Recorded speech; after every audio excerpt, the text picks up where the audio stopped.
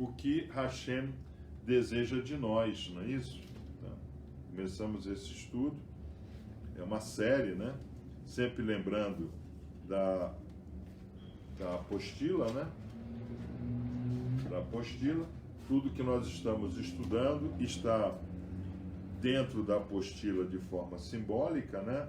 Por diagramas, né? Como assim devemos tratar as coisas, né? Então, na semana passada, nós vimos 12 itens, né? Nós estudamos 12 passagens, né?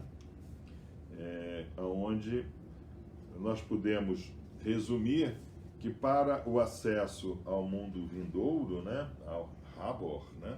O mundo vindouro, Hashem exige o mínimo, né? Então, para nós fazermos esse caminho, né? Kedushá, Kiddush, Kidesh, Kadosh, construirmos o nosso Beit Hamikdash e Hashem Shehanti Betorem, né? Habitar no meio de nós, necessita o mínimo. Então, nós, cabalistas, acreditamos que esse mínimo é realmente o mínimo, tá?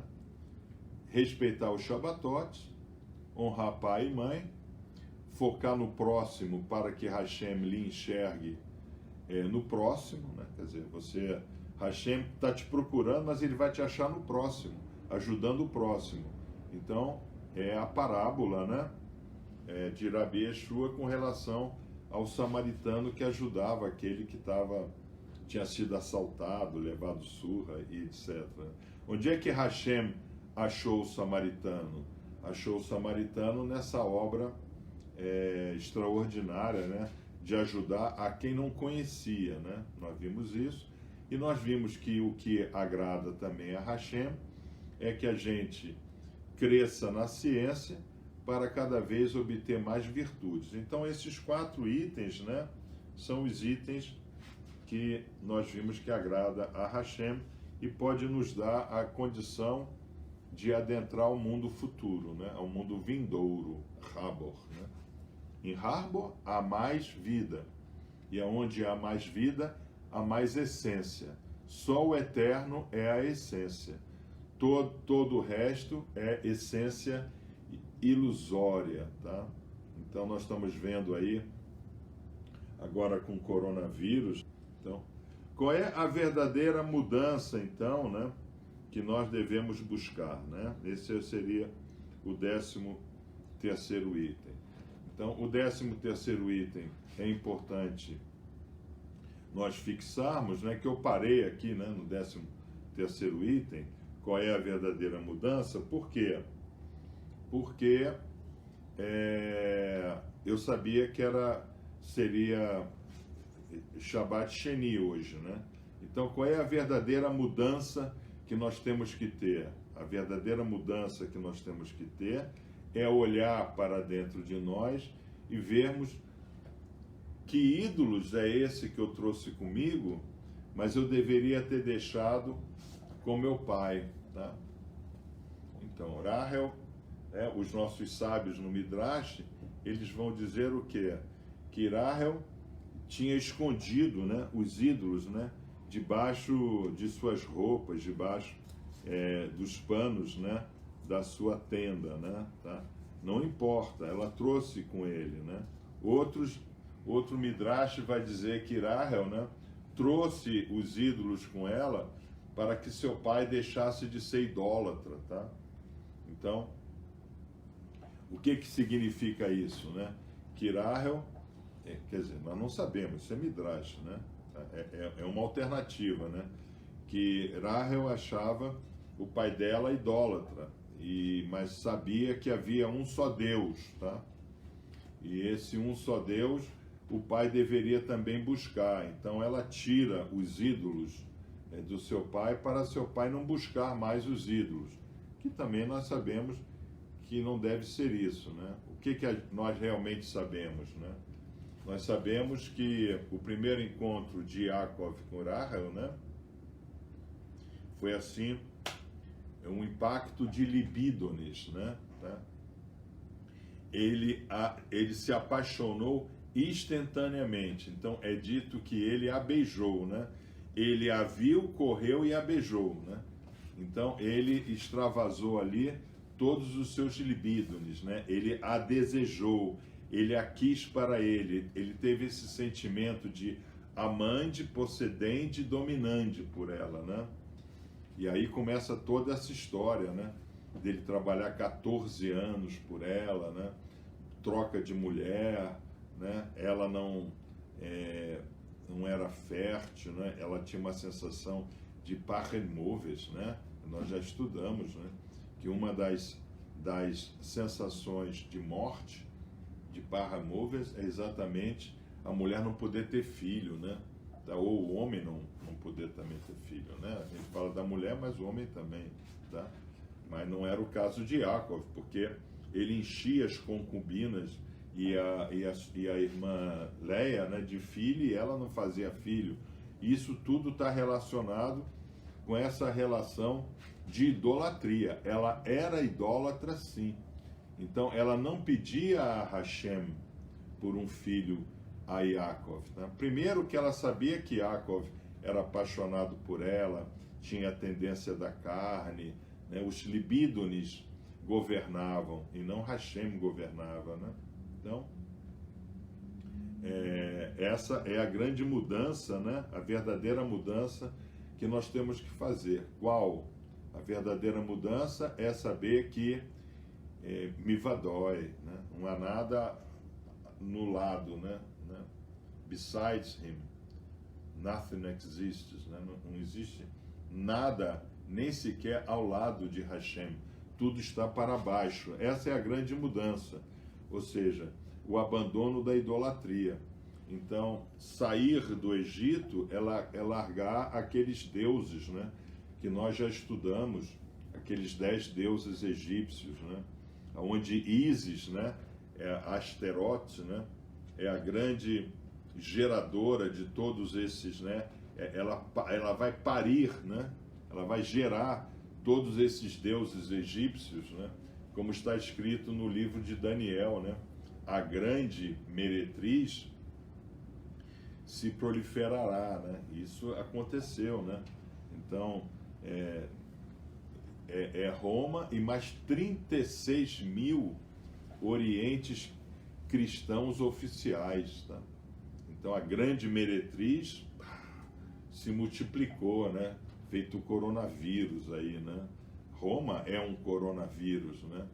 Porque a idolatria mata, tá? Então a irmã Eleni, que ia lá na Canção 9 e passava 20 dias, ela passava 20 dias em estado idólatra, né?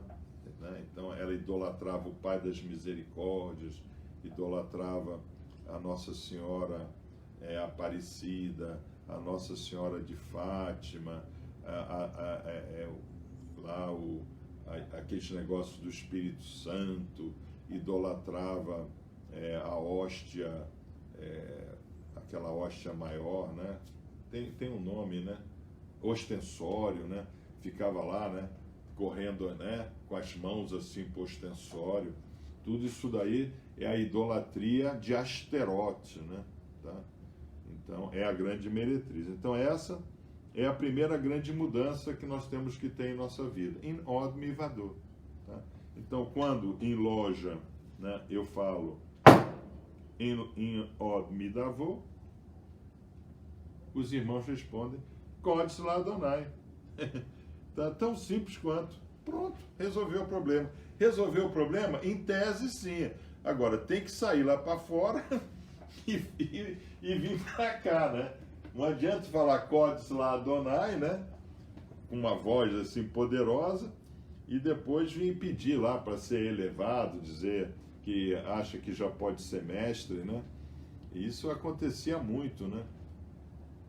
Lá eu estacionava o carro, quando eu abria a porta, tinha sempre um irmão lá que falava, pô, venerável, não acha que eu já posso ir a mestre? Né? Ok, pô, se você acha, né, quem sou eu para dizer que você não pode, né? Tá? Que é também uma resposta bem cabalista, né? Tá? Vamos lá. 14º, qual era o trabalho primordial, né, Avodat Rishon, do primeiro homem, Adam Harishon, né? Isso é muito importante nós entendermos. Todos nós recebemos um primeiro trabalho na vida, tá? E é muito importante como na nossa vida o primeiro trabalho é importante. Eu duvido que algum irmão que esteja agora aqui nos assistindo em 37 não se lembre do primeiro dia do seu primeiro trabalho, tá? Isso é uma assinatura quântica que fica em nós, o primeiro dia do primeiro trabalho, tá? Eu nunca me esqueço, ali por volta dos meus 15 anos de idade, uma situação financeira difícil em minha família, né? Muito difícil. Aquela revolução de 64 até 66, o Brasil viveu uma situação muito economicamente complexa, né? Minha família com muita dificuldade, tá? E eu nunca vou me esquecer, ali com 15 anos de idade, havia no Rio de Janeiro uma família muito rica, chamada Júlio Bogoricin. Eles é que lançavam todos os imóveis, né? Eles tinham era muito rico, né? E eu comecei a dar aula para um dos filhos dele, com 15 anos de idade, tá? E o menino realmente não era um bom aluno, né? Repetia ano, né? Naquela época se repetia ano, agora não tem mais ano. Hoje o aluno não precisa aprender, porque não vai ser reprovado, né? Mas o menino já tinha passado pelo Santo Inácio, tinha saído do Santo Inácio, tá? E comecei a dar aula para ele, né? E eu pegava o ônibus ali na Praia do Flamengo, soltava lá na Barata Ribeiro, ia a pé até a casa dele, que era na Avenida Atlântica, né? E eu comecei ali dando aula, né? Depois o meu segundo, né, como professor de geometria descritiva, né? Hoje não existe mais isso também, mas me ajuda muito a geometria descritiva e tudo que eu faço até hoje daí, né? Rebater plano, essas coisas, né? Meu primeiro dia, né, como professor na PUC, né? Puxa, o primeiro dia do primeiro emprego a gente nunca esquece, né?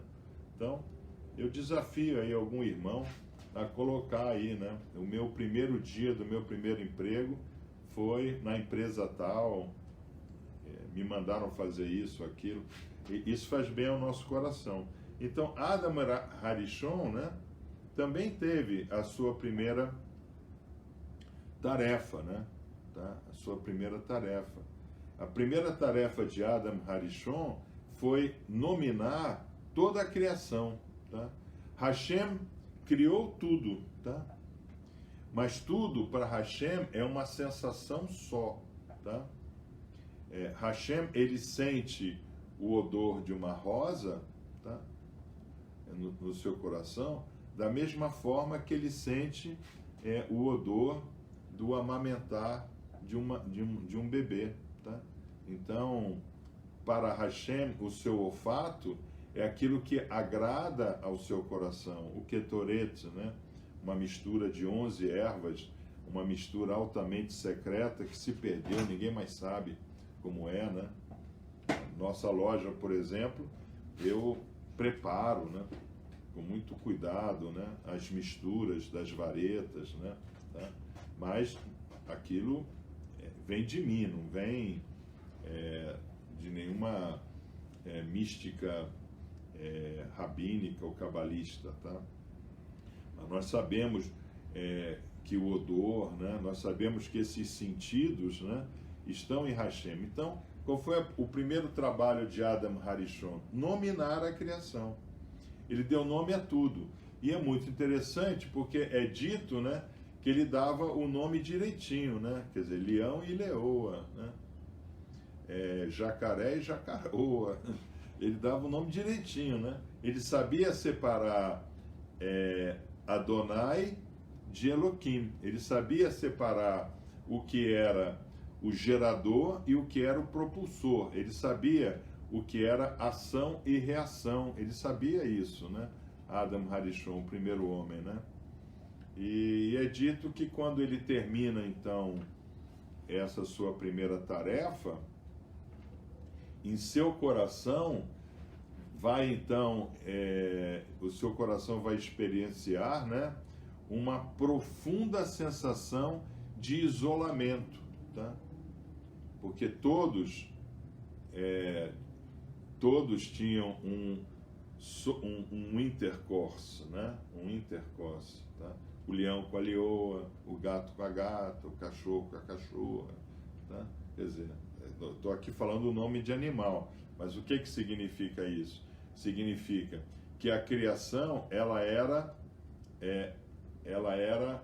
apositiva, né? Tá? Ela se juntava. Hashem havia feito do seu desejo do coração a imagem do desejo criado. Então, toda a criação desejava Hashem, tá? Mas Adam ficou vazio, né? Estava vazio.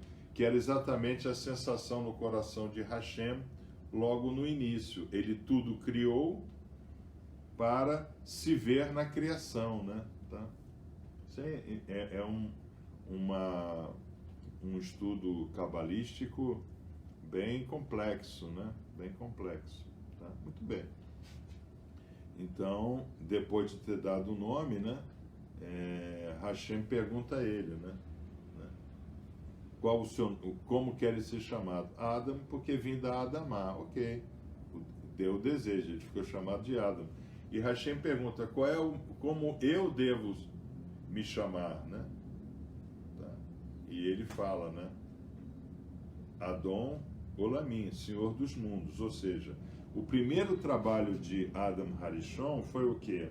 Foi confessar em Od Mivador. Ou seja, não existe nada além de ti, tá? Senhor dos universos, tá? Não existe nada além de ti. Esse foi o primeiro trabalho dele, tá? E qual foi o primeiro trabalho de Hashem com relação a Adam?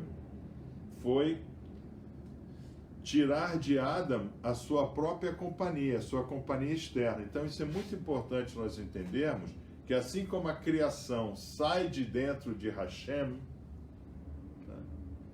Então, antes nada havia, né? O Enzof estava lá, era ex nihilo. Não havia, o que havia antes de toda essa criação? Só Hashem, mas o que é o Enzof? A gente não sabe. O homem não tem capacidade de imaginar o nada absoluto, sabe? E muito menos imaginar como é que do nada absoluto sai o tudo criado absolutamente, né? Ninguém sabe isso. Isso é um mistério criacional, tá? O pessoal fica lá no CERN, na Suíça, né? Jogando prótons contra prótons, né? O outro lá coloca megatelescópios. Hubble já ficou até velho, né? Primeira geração, né? O pessoal já trata o Hubble como se fosse lixo, né? Já estão colocando telescópios, né? Na órbita lá de Netuno, né? Para conseguir ver melhor os exoplanetas, mas não vai adiantar nada, porque o mistério de ter um exoplaneta lá é o mesmo mistério de ter a Terra aqui, tá? Isso é um mistério, nós não sabemos como é que tudo aconteceu, nós sabemos que saiu dele, que saiu de Hashem, tá? Que é infinito na sua própria infinitude, né? Tá? Então, Hashem, ele resolve tirar de si o finito para poder se ver, para poder experienciar a si mesmo, tá? Então, ele faz a mesma obra com Adam Harishon, né? Ele tira de dentro de Adam Harishon Eva, a Kenegdo, tá? Então, isso aqui é importante nós entendermos, né? Porque o que está na Torá, né? Façamos o homem a nossa imagem, a nossa semelhança, façamos o homem da mesma forma que eu fiz tudo, eu tirei tudo de mim. Agora eu vou tirar Rava, a sua companheira, dele também, Porque ele tem que olhar e ver o comportamento de Rava. Então, Rava representa o quê? Representa nós no próximo, tá? Nós no próximo. Isso é importantíssimo. É um conceito cabalístico incrível, né? Porque não existe cabalista selfie. Todo cabalista é Elokit, tá? Todo cabalista é Elokit. Todo. Tá? Ele não pode ser. Senão ele nem senta aqui para dar instrução. Ele diz, não, o que eu sei é meu. Eu vou usar para mim. Não vou usar para os outros. Não. Você não pode usar nada para você. Porque você tem que se entregar, e você tem que se doar para poder receber mais doação em si. É uma mecânica que o homem não sabe fazer, né? Porque qual é a lógica do homem? Não, isso não me é conveniente. No bottom line tem coisas melhores do que isso daí, não é verdade? Então o que o cabalista vai dizer? Que o homem ele é infinito como Deus quando ele vai pedir, tá? Mas ele é econômico como Adam quando ele vai doar, tá? Então nós temos que trocar isso daí. Então vamos para a 15ª. Aqui é crítico porque somos julgados por essa primeira obrigação, tá? Então nós chamamos isso, né? É muito interessante, né? Eu vou escrever aqui, ó. Onde é que eu vou escrever? Irmãos, eu posso tirar o quadrinho daqui? Eu vou tirar, hein? Tirei. Depois eu boto de novo, se for o caso, tá? Aqui é muito importante nós entendermos esse conceito, que é o primeiro conceito, né? Que é o conceito de Rová Rishon, né? Rová Rishon é a primeira obrigação, tá? A primeira, aqui primeira, né? Primeira, Rová, obrigação, tá? Obrigação. Só que Rová é a mesma palavra para Ravá, tá? Ok? Isso é muito importante, que é a famosa Eva, né? Isso aqui é a famosa Eva, tá? A famosa Eva. Então, a nossa primeira obrigação é com Eva. A nossa primeira obrigação é com o próximo, tá? A nossa primeira obrigação é para com o próximo. Isso é muito importante nós entendermos, né? Então, nós conseguimos fazer isso? Dificilmente a gente nasce com essa capacidade, né? Que a nossa primeira obrigação é ser Nefesh Elokit, né? Por quê? Porque como nós nascemos 100% animal e nós passamos 9 meses, né, no ventre materno, exatamente como qualquer animal, né? Porque como quer ser chamado Adam, porque vim da Adamá. Então não tem jeito, tá? Você tem que vir de um ventre materno, né? ET talvez não, né? Mas nós não somos ET, né? Então, nós nascemos, ficamos 9 meses pelo cordão umbilical recebendo direto e reto, sem aborrecimento, nós estamos ali, nascemos, e depois nós queremos amamentar de qualquer jeito, nós queremos receber. Então nós nascemos 100% Nefesh Berhamit, 100% Nefesh Berhamit. Agora, a partir dos 7 anos de idade, ocorre uma mecânica genômica dentro de nós, que nós vamos poder começar a escolher. A partir dos 7 anos, isso aqui que é chamado de livre-arbítrio, começa a nascer em nós. Então, quem tem filho aí, né, nessa faixa de 5 a 7 anos, tem que começar a observar seus pensamentos, suas palavras e seu comportamento. O menino com 5, 7 anos de idade já é muito agressivo, né? Xinga, né? Xinga a babá, xinga a empregada, chuta o porteiro, né? Lá no colégio é totalmente indisciplinado, né? Tá precisando, ele não conseguiu sair ainda do que nós chamamos de gaiola adâmica, né? Kluf Adamutsu, né? Ele está ainda preso, né? Nisso daí. Tá? Isso é importante, tá?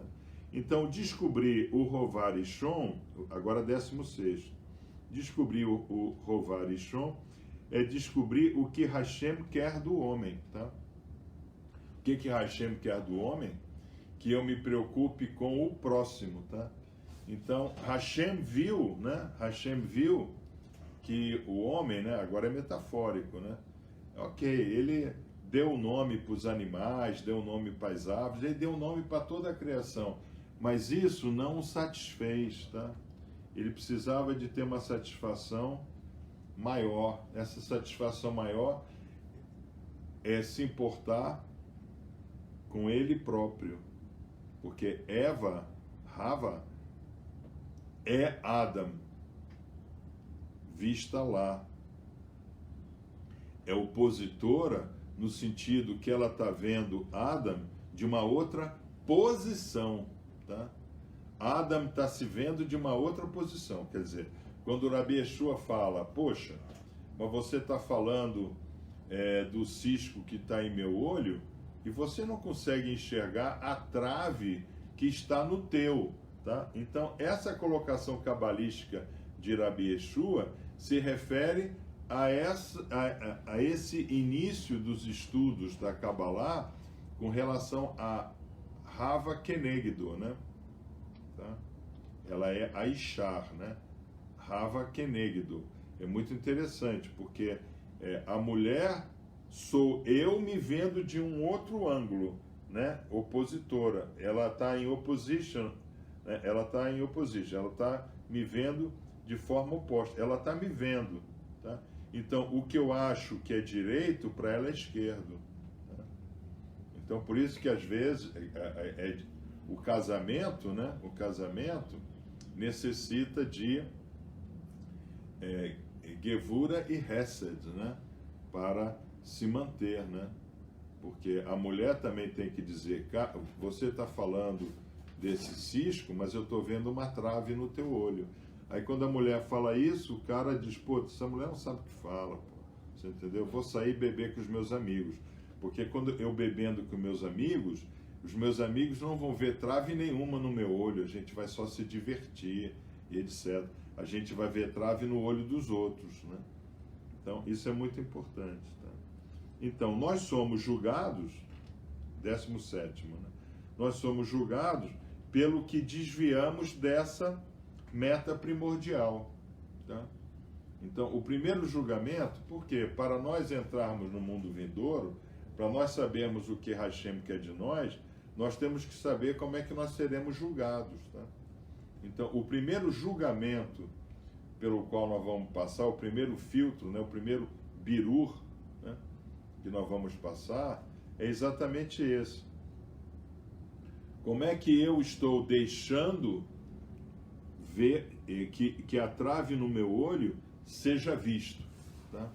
Como é que eu estou deixando, tá? É muito difícil, hein, irmão? Feedback é um negócio complicado, tá? Ok?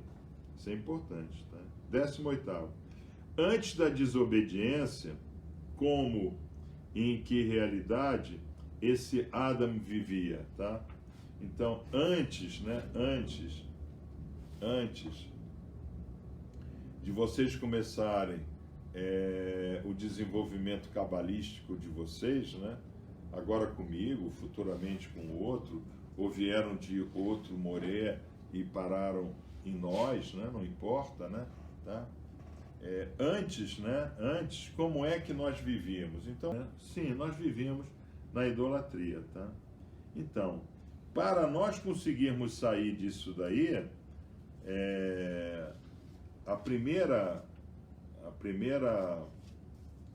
vamos assim dizer, primeiro mandamento, né? Vamos chamar de primeiro mandamento, tá? O primeiro mandamento é assumir que não existe nada além dele, en od mivador, né? Então, en od mivador, kodesh ladonai. E tudo é para graça. Tudo é para a glória do grande arquiteto do universo. Eu, particularmente, não gosto dessa expressão. A glória do grande arquiteto do universo, né? Tá? Eu não gosto disso. Porque Kodesh Ladonai não é a glória do grande arquiteto do universo, né? Kodesh lá Adonai, né? Bendito o Senhor, né? Tá? Santo é o Senhor. Isso vem de Kadosh, Kadosh, Kadosh, né? Que está lá na abertura do livro de Isaías, né? Está lá, logo 1:6 já fala isso, né? Kadosh, Kadosh, Kadosh, né? Então, Kodesh lá Adonai, né? Tá? Então, o que nós estamos dizendo? Nós estamos nessa sequência aqui, né? Tá? A santidade de Hashem. Adonai, aí, Adonai, do ponto de vista maçônico, é Yod He Vav He mesmo, é o tetagrama, tá? Então, vamos para o 20 agora. Quem é Deus? Quem somos nós, tá? Isso é para nós sabermos, né? Quem é Deus, nós temos que saber quem somos nós. Nós somos criaturas criadas. Nós somos imagem refletida e distorcida da consciência divina. A consciência divina, em algum momento, idealizou um homem que pudesse experienciar todo o universo para ele, tá? Okay? Então, ele bolou, né? Ele teve na consciência dele o Adam Kadmon, né? O Adam Kadmon. Esse homem, através desse homem, ele vai conseguir entender toda a sua externalidade. Então, a mulher é como o homem vai conseguir entender toda a sua externalidade. A mesma coisa. Tá? Então, esse pessoal aí que dá porrada na mulher, né? Ele está dando porrada nele mesmo. Porque não foi Eva que estava face a face com Anash, né? Anash, Nahash, Etz, né? Ladat, né? Não era Eva, era Adam, tá? E lá não era Nahash, lá era uma forma refletida da consciência divina, né? Tá? Era a consciência divina face a face com Adam aqui, né? Tá? Se eu colocar esse desafio, o que você vai querer ser? Eu quero ser como Deus, aqui, ego, tá? Então, o Deus te falou que se você comer desse fruto, certamente morrerás. Nada disso. Certamente morrerás, não. Ele não quer que você tenha seus olhos abertos para ser como ele, ego. Né? Então, naquele momento, esse Adam, né? Ali que é o Adam ainda Harishon, né? Ele cria o ego dentro de si. E o ego está até aqui hoje, né? É só a gente olhar, né? Atualização de perfil, selfie, né? As meninas, né? Fazendo biquinho, né? E é muito interessante, né? Porque o homem, né? Ele caminhou também para isso, né? O músculo, né? Quando você pega, por exemplo, a cultura grega era adoradora o quê? Do corpo, né? Tá? Não era adoradora da alma, pelo contrário, né? A alma era algo até que atrapalhava, né? Esse desenvolvimento muscular, né? Do homem grego, do homem perfeito, né? Tá? Isso é interessante, né? Então, esse raciocínio, ele vai em que direção? Hashem é tudo em tudo, tá? Então, a única forma de essência que existe é o próprio Hashem, é o próprio Deus, tá? É o próprio Criador. Nós não temos essência. Nós somos um gotejamento de uma essência dele, tá? Assim, antes da criação, não havia absolutamente nada. E é muito interessante, porque após a criação, existe absolutamente nada. Então, isso é um chamado paradoxo cabalista, né?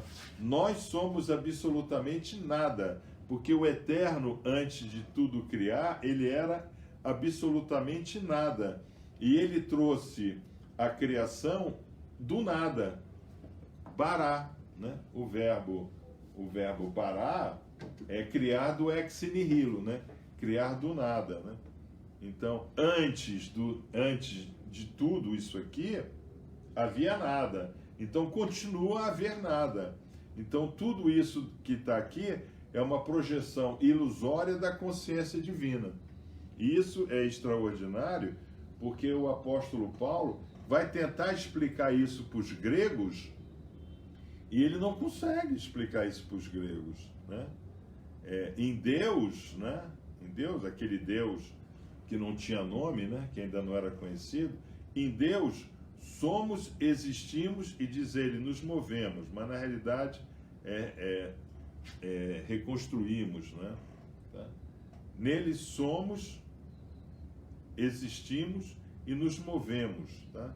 Então, ou seja, nós somos uma parte de Deus, nós somos uma parte dessa consciência divina, tá? Então, é isso que Paulo tenta explicar e Paulo não consegue explicar isso, né? Porque o grego não tinha essa ideia, né? O grego tinha a ideia, né, do ego, né? O mundo era um mundo de ego, né? Então, Esav, né? Esav era ego, né? Tá? O homem que tinha o arco e a flecha, né? O homem que caçava, o homem silvestre, né? O homem que me dê esse guisado aqui e engolir o guisado vermelho todo de uma vez, né? Quer engolir a própria terra, né? Tá? Então, o que é esse homem, né? Hashem, ele dá o exemplo, ele tira dele e externaliza, né? E leva o seu Hesed para toda externalização. E ele faz a mesma coisa com o homem. Do homem ele tira a Eva, Rava, né? Tira a Rava. Essa obrigação, né? Então, qual é a primeira obrigação nossa, né? Colocar o foco na nossa externalidade, né? Quem é a nossa externalidade? É o próximo, tá? Então, quando o Rabi Yeshua fala amai o próximo como a si mesmo, né? Ele está dizendo, olha, lá está Rava, né? Mas Rava saiu de você, tá? Então, aquilo que está lá não é uma outra pessoa, aquilo que está lá é você, tá? E todos nós saímos do mesmo Hashem, tá? Irmãos, vocês estão entendendo isso aí? Isso eu sei que é complexo de entender, né? Porque uma das ilusões, né, é nós acharmos que como nós estamos separados, né, as nossas consciências também estão separadas, tá? Mas é muito importante a gente entender como Rava veio ao mundo. Hashem tirou de Adam, né? Tá? Então, Hashem tirou toda a criação dele, tá? Dele, tá? Então, o que é que está aqui fora? Era o que estava dentro de Hashem. Mas não é que estava uma árvore dentro de Hashem, entendeu? A árvore é uma expressão, né? Aí, vamos falar em física quântica. O que é uma árvore para Hashem? A árvore para Hashem é um processo quântico, né? De conseguir captar fótons e fazer um processo, vamos dizer, fotoelétrico, né? Nas folhas, juntar com esse processo de captura de nutrientes da terra e gerar um fruto, tá? Então, o que é o fruto? O fruto é exatamente Rava saindo da árvore. Vocês entenderam? Tá? Então, toda a criação, toda a natureza é esse fruto que sai de nós. Então, o que Hashem quer de nós? O que Hashem fala lá em Bereshit 1, 26, 27, 28? Frutificai e multiplicai. Hashem não diz, vá comer tudo quanto é mulherada aí no pancadão e faça filho. Ele não fala isso. Ele fala, frutificai, quer dizer, faça o mesmo processo, tá? O mesmo processo que está na árvore, frutificai, tá? Isso é muito importante que a gente entenda, né?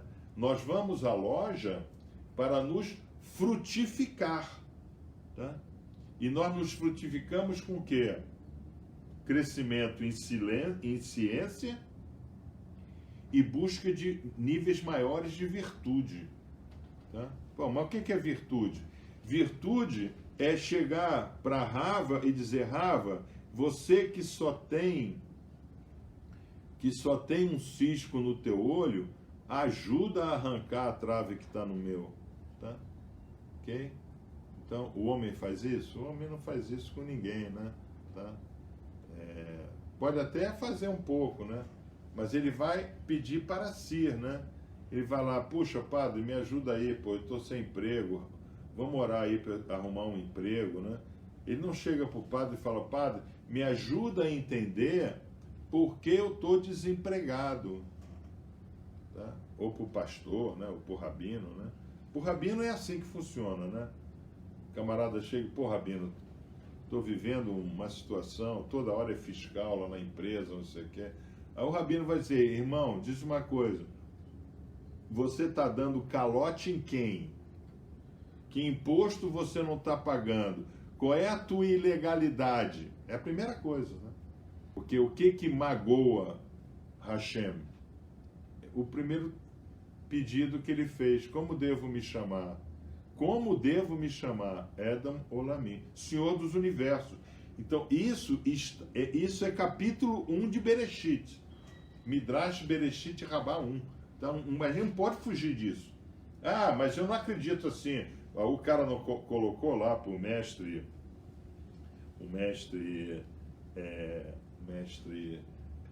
não, para o nosso irmão Orlando, né? Ele colocou: não, a primeira palavra é Bereshit. Bereshit quer dizer bem o Filho, Ruach, Espírito Santo, e Deus. Tá? O cara colocou isso lá. Tá? O cara acredita nisso. Tá? Mas nós não acreditamos nisso. Nós acreditamos piamente no nosso primeiro trabalho, Avodar Ishon. Nosso primeiro trabalho. Qual é o nosso primeiro trabalho? Edom Olamim, Senhor dos Universos, En Od Midavor. Tá? Então eu bato na loja, En Od Midavor, e os irmãos respondem, Kodesh Ladonai. Tá? Isso é extraordinário, eu acho extraordinário. Então, 22, tá? Assim sendo, somos resultados de um nada absoluto. A criação é infinitamente maior que o universo. E isso é uma questão cabalística que reside profundamente na consciência coronal de Hashem. Tá? Hashem quer ouvir isso do homem. Hashem ouve isso de toda a criação. Tá? De toda a criação. Tá? Então, por exemplo, lá quando a irmã Eleni, quando a irmã Sofia voltam para casa, os seus cachorros vão lá expressar toda a alegria, né, de novamente ver aquela, né, que os mantém vivo, que os mantém em essência, né? Porque se não fosse a irmã Sofia, aqueles cachorros ainda estariam na rua, estariam lá todos se coçando de piolho, eles sabem que eles eram maltratados, então eles não falam assim, né? Mamãe, Sofia, obrigado por ter me tirado da rua. Não fala isso. Ele fala de que forma? Abana o rabo, vai lá, fica com ela, não é verdade? Tá? É isso que Hashem quer de nós. E Hashem quer de nós que a gente faça isso de que forma? Edom Olamim. Que a gente confesse isso a ele, né? E que a gente saiba, né? E a gente fala que a criação é infinitamente maior do que o universo, ou seja, isso que eu posso ver aí fora, né? O sol que está entrando aqui, o pé de árvore, né? Que está ali, né? As espadas de São Jorge que estão ali, tudo isso que eu estou vendo à minha volta, né? Isso é infinitamente inferior a Hashem. Isso é só uma parte sutil da consciência dele. A criação é muito maior do que o universo. Então, por que isso é importante na Kabbalah, é importante para nós, importante para Hashem? Porque quer dizer que nós homens, né? Nós homens, quando eu falo homem e mulher, né? Nós, humanidade, temos que entender que tem coisas muito maiores para que a gente possa vir a experienciar. Nós podemos experienciar toda a criação, que é muito maior do que isso está à nossa volta. Tá? Porque Hashem é muito maior do que a criação. E a criação é muito maior, quer dizer, muito maior não, Hashem é infinitamente maior do que toda a criação. A criação é infinitamente maior do que o universo que nós chamamos de mundo que nós vivemos. Tá? E esse é um conceito muito importante, que às vezes nós somos duros, né, com alguma coisa, né? Nós somos assim, julgamos na gládia, né, alguma coisa, somos irredutíveis de um ponto de vista, né? Isso é totalmente ilusório, né? Porque Hashem é infinitamente superior a toda a criação, e toda a criação é infinitamente superior a qualquer experiência física, né, que a gente tenha. Tá? Nós, inclusive, dizemos, né, que nós só vamos entender a Torá, né? Hoje o que nós estudamos da Torá é somente a sua casca, né? Que a sua essência nos será ensinada pelo próprio Hashem quando vivermos, né, a vinda de Mashiach, né? Tá? Isso é importante. A 23ª, né? Nossa matéria-prima criada vem e é transformada do nada absoluto, tá? Quer dizer, isso daqui, né? O meu corpo, né? A Bíblia aqui, o Samsung que tem meu retorno aqui, né? Isso já foi nada absoluto. Olha, gente, que coisa, né? Vocês conseguem entender isso daí? Tudo isso daqui já foi nada absoluto?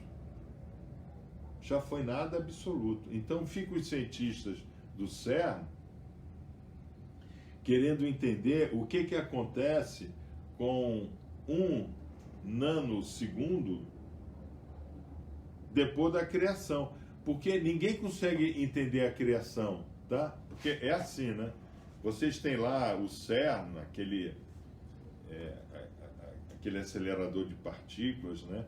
Que é considerada a maior obra humana, né? A Torre de Babel, né?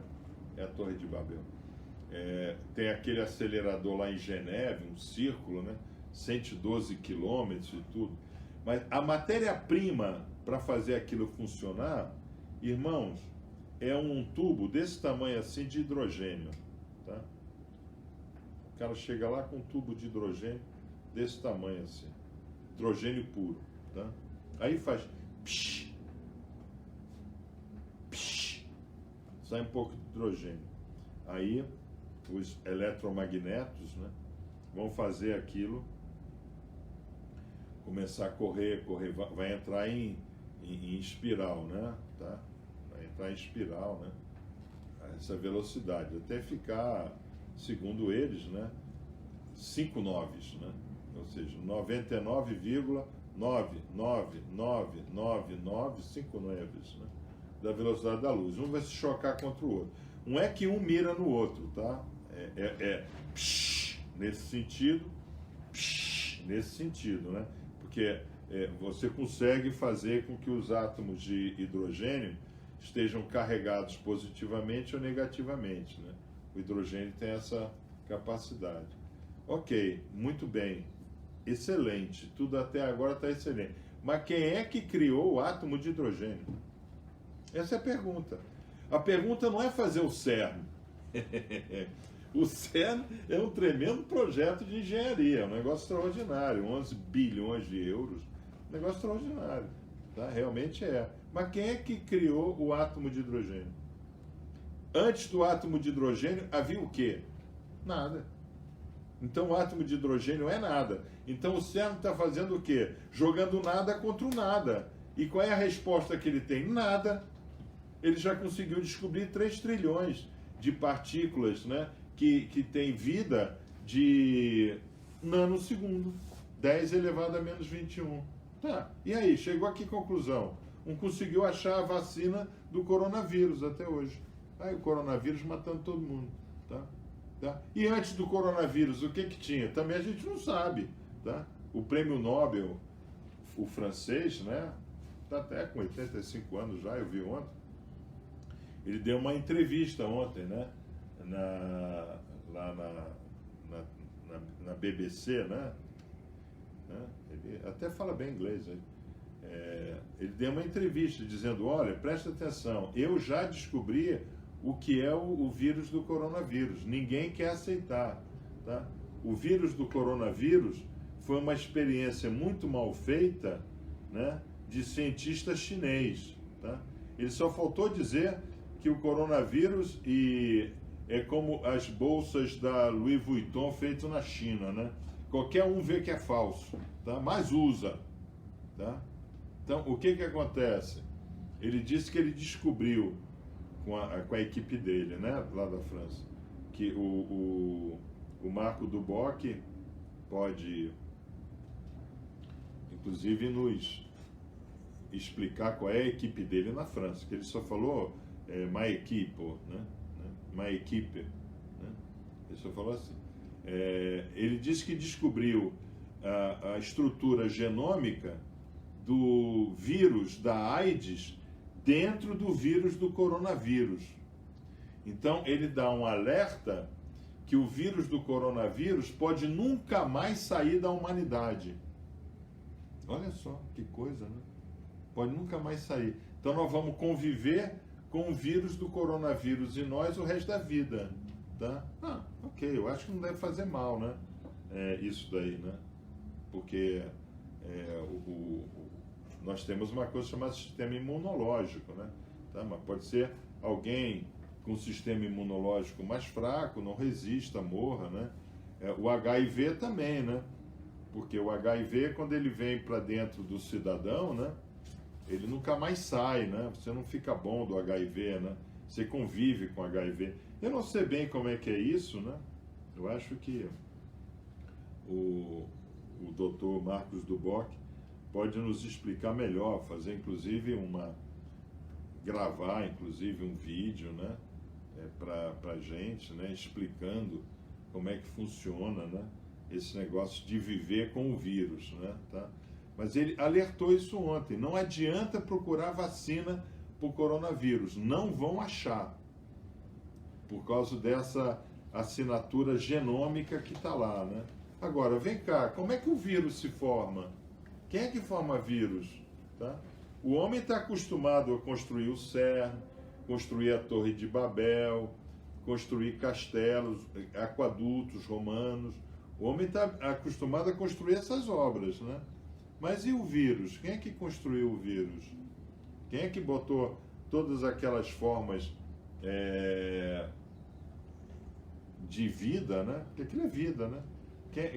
Existe uma consciência divina lá no coronavírus, tá? A consciência está lá, tá? Então, o que levou o coração de Hashem, que é puro Hesed, né? Isso daí. Nós vamos ver mais para frente, né? Que a primeira obrigação de todo homem é em Od Midavô, né? E a segunda obrigação de todo homem é Ganzul Letová. Tudo vem para o bem, tá? Então, qual é o bem que o coronavírus está trazendo para nós? Então, já falam aí, né, que tem mais vidas sendo salvas pela despoluição, né, que o coronavírus está trazendo, do que mortes causadas diretamente pelo coronavírus. Já estão falando isso direto aí, tá? Então, mostram as fotos, né, como era antes, né, por satélite, como era lá a China e a Índia por cima, e agora com o lockdown, né? como essa poluição já saiu, né? Porque o mar, né? As águas, né? Conseguem capturar o CO2, né? E elas vão para o fundo do oceano, né? Então, já tem uma série de... Será que o coronavírus não está dentro desse Hesed, desse conhecer melhor Hashem, né? O que Hashem quer de nós, né? Que a gente diga, né? Edom Olamim, né? Então, Senhor, ok, tem esse coronavírus aí, porque a gente não parava de consumir, tá? Porque, irmãos, prestem atenção, eu no passado, né? Há 10 anos atrás, eu dava uma caminhada, tá? Aqui, eu dava uma volta, ia lá embaixo e voltava, tá? Que dava 3 quilômetros de caminhada, 1.500 metros para baixo, 1.500 metros subindo. Era uma boa caminhada. Eu tive que parar devido à baforada dos ônibus e caminhões. Negócio impressionante. Olhando assim de baixo a ladeira para cima, o ônibus ou o caminhão subindo, você via, né, ele espalhando aquela fuligem, né, de diesel, né, mal explodido, né, porque o diesel explode, né, mal explodido pela calçada, né. Eu chegava em casa, né, quando eu estava de camiseta branca, todo de fuligem, né. Ok, isso é errado, né. Então, coronavírus, todo mundo para de sair de casa, você entendeu? Então, isso está dentro do que Hashem quer de nós. Hashem quer de nós que a gente entenda também, né, que de vez em quando não tem jeito, ele tem que destruir, né? Como é que Hashem destruiu a Torre de Babel? Eu vou confundir a língua do povo, né? Eu vou confundir a língua. E a primeira coisa, qual é? O homem vai confundir a língua, né? O homem vai ter que parar de se idolatrar para me idolatrar. Nós tivemos a chance lá atrás. É porque para nós tem tempo. Para Hashem não tem tempo, tá? Então, confundir a língua. Quem é que primeiro confundiu toda a língua? Quem é que inventou o selfie? Quem inventou o selfie foi Adam. Como querem se chamar? Adam, porque vim da Adamá. Olha o cara aqui fazendo selfie, né? Quem é você? Sou Adam, porque vim da Adamá. Você entendeu? Igual aquele irmão, né? Que eu nem precisei, o Orochi expulsou ele da loja, né? Fez um vídeo dele, né? Se embelezando no barbeiro, né? Mostrando como é que ele cortava o cabelo, a barba. Gente do céu! Como é que alguém pode querer ser maçom sendo absolutamente selfie? Não pode, sai fora. Show. Então eu acho que nós estamos passando exatamente por esse momento, né? Por esse momento aqui, né? O coronavírus está nos colocando aqui, né? Exatamente aqui. Para nós mudarmos nossos pensamentos, nossas palavras e nosso comportamento. Agora, é uma coisa muito interessante, né? Nós estamos aqui desde a criação de Adam Harishon, né? Nós nunca saímos dali, né? Rabi Yeshua veio e disse, não, buscai primeiro o reino de Deus, que o resto vem por acréscimo. Irmão, olha a trave não olha o cisco no olho do outro, porque você tem uma trave no seu.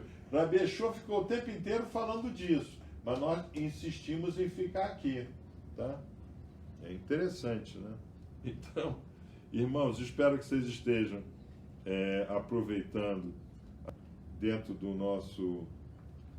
desse nosso estudo, né? O que Hashem quer dos homens, né? Tá? E nós voltamos, então, para tentar terminar esse estudo. Espero que vocês estejam aproveitando, né, o estudo, tá?